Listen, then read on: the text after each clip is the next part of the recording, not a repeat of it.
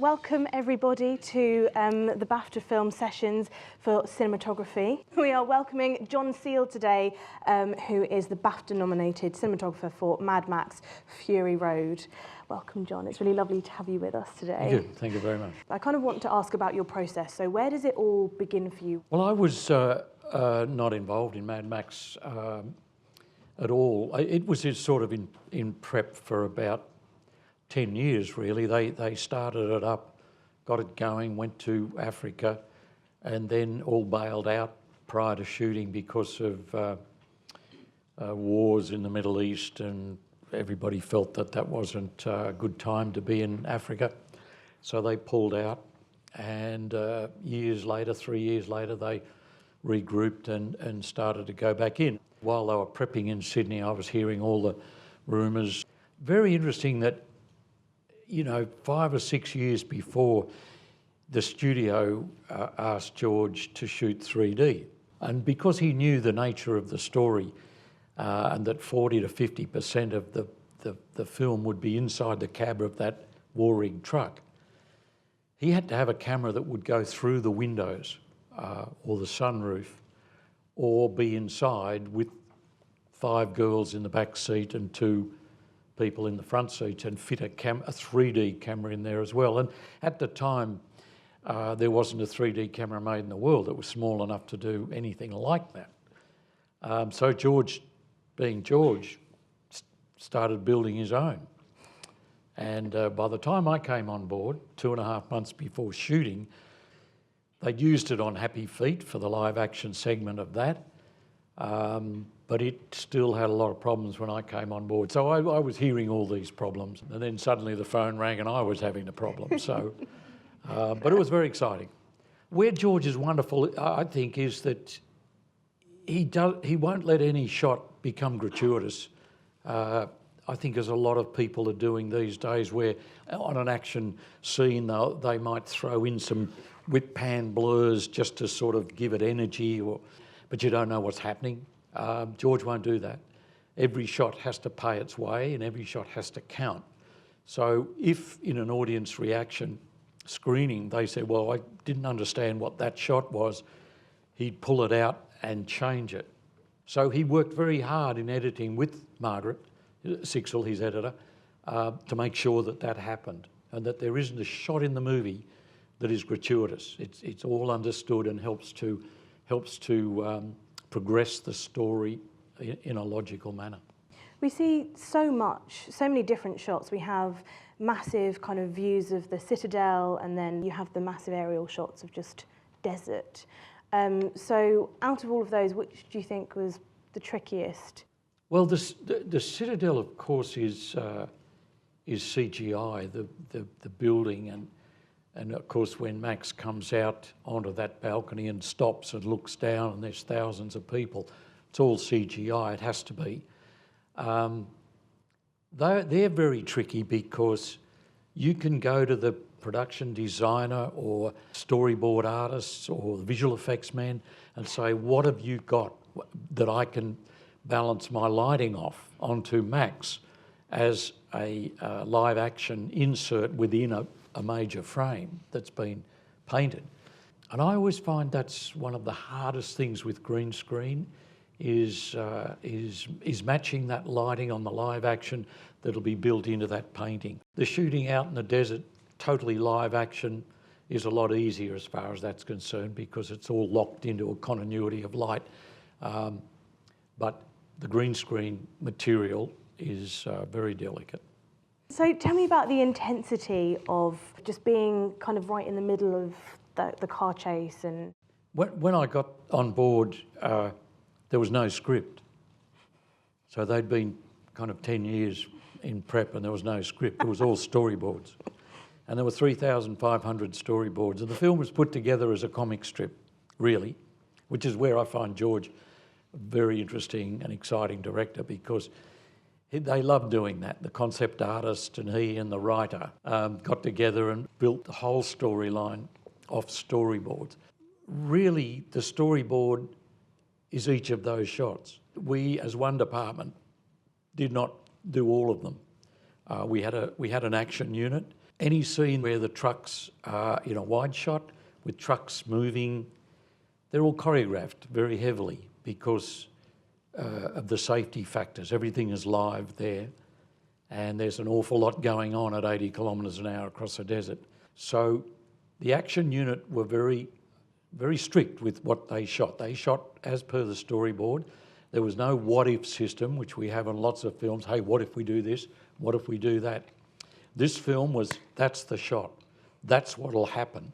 And then we came along and did all of the close-ups of basically the major actors within those scenes that had been recorded by the action unit and make those work. Now, I've got to be honest that 80% of the shots of actors in trucks, the trucks aren't moving.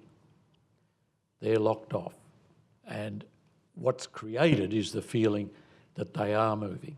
Special effects built massive air ram mountings for all the trucks that we could drive onto, and they would then pump the truck up off the ground and would rock it.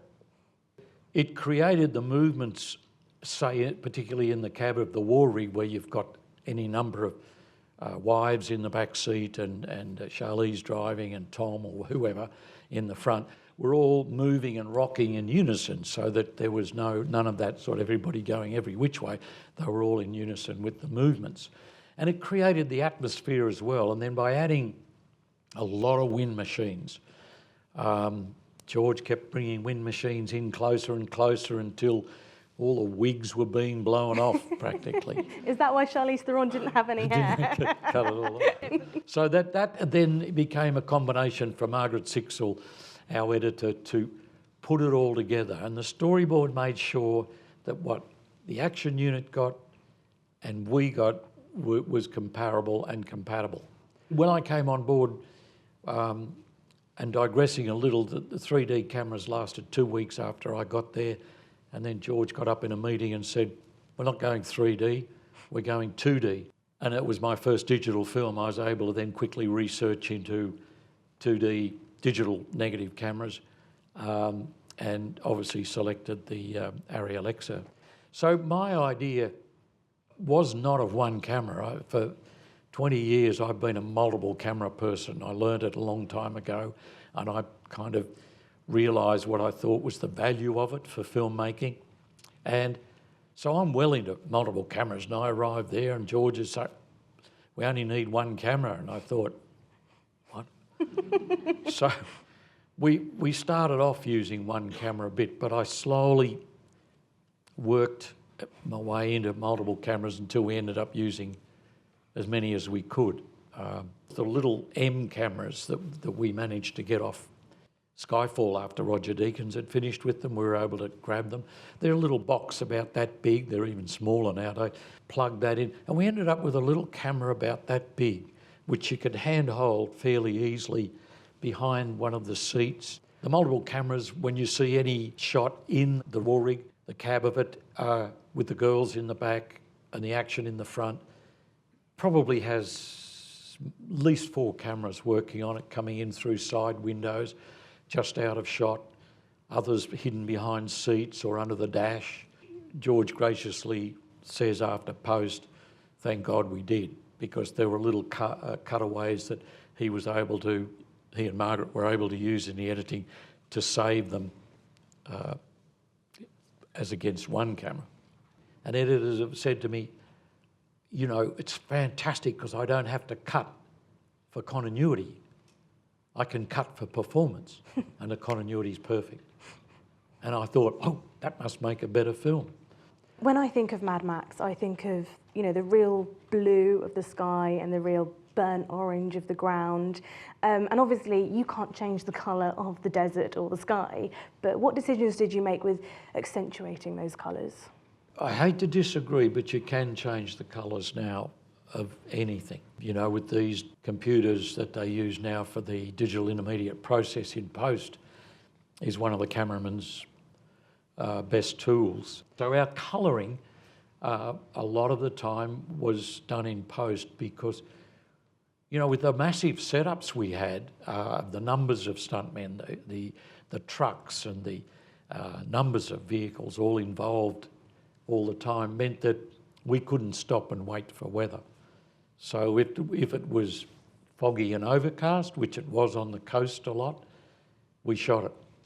And if it was sunny with acid blue skies 40 miles inland, we shot it. And in the post was a juggle of changing the colour of this and pumping that up and pulling that down. And as George said the other night, they added a bit of mist in for a continuity flow of that. And also the length of shots. If you imagine 2.3 seconds, I remember talking to George about the continuity at one stage, and I said, George, this won't match at all. And he said, yeah, don't worry, Johnny, we'll fix it in post. He said, besides, if the shot's long enough for somebody to find a mistake in it, the shot's too long. And I said, good on you, George. Go for it. We can perceive a frame in a split second, and then after that, he's right. You might start looking for mistakes. And if you find them, then you're out of the picture. And I think the whole premise that we've all got to the stage in filmmaking is we grab an audience and take them through that virtual window that we've created and get them into that film, get them into the area, and then hold them there. And you can lose them so easily, and then you've got to get them back. So I love that. When George said that, I said, done, George, we're off. Keep going. A massive thank you to Ari, who sponsored today's event, and of course to John for coming along. Thank you so much for that. Thank you. So really the film was very much about enormous number of practical effects, with the idea that visual effects can come along and take the bits that the real world gave us and put them back together in a way that would tell the story the way George wanted to. And, you know, I teased George about when they first released the film, all the talk was about how, you know, there's no CG in this film, it's all practical, everything's real. And I would say, but, you know, it is, and I completely agree with that. That is the thing that makes the film stand out. But there are 2,000 visual effects shots.